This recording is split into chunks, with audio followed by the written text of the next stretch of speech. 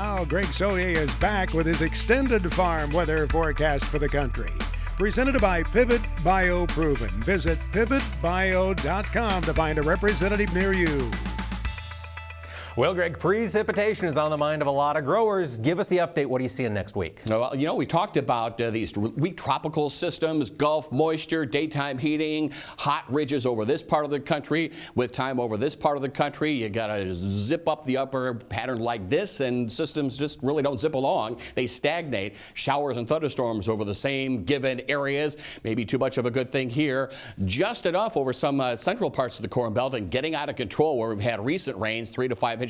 And the tropics as well. Western Gulf, Western Atlantic getting busy. Not much southwest, and perhaps 1 or 2 spots get, along with lightning and fire potential, 1/4 to 1/2 inch in the Pacific Northwest. Well, let's talk after the 4th of July holiday. Greg, what are you seeing temperature-wise? Still the heat firmly ensconced, but across the northern high plains, northern and central Rockies, northern Great Basin. Again, plenty of low-level moisture, daytime heating, clouds, and somewhat cooler than average, but high oppressive humidity values. Here's some of the heat across the northeast of New England, and here is the wet weather pattern. Roughly Dallas-Fort Worth up towards Green Bay and points out of the east. Very wet. Tropical rains in some spots in the tropics per usual, getting busy. Quiet monsoon set up across the west.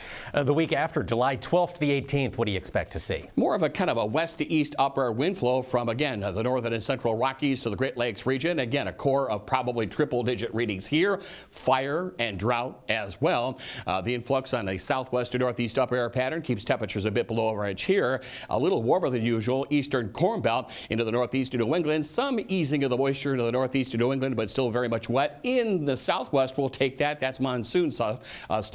Texas as well, southeastern part of the country into the southern Corn Belt, still very wet and active. Now, finally, Greg, take us to the end of July. What do you expect to see? From a temperature standpoint here, again, a little sliver of cool air, Canadian Prairie. No sign of this coming southward. The heat running from about the Missouri on westward. Again, lots of clouds down here. Temperatures in check, not humidity levels. The warm spreading in the eastern part of the country.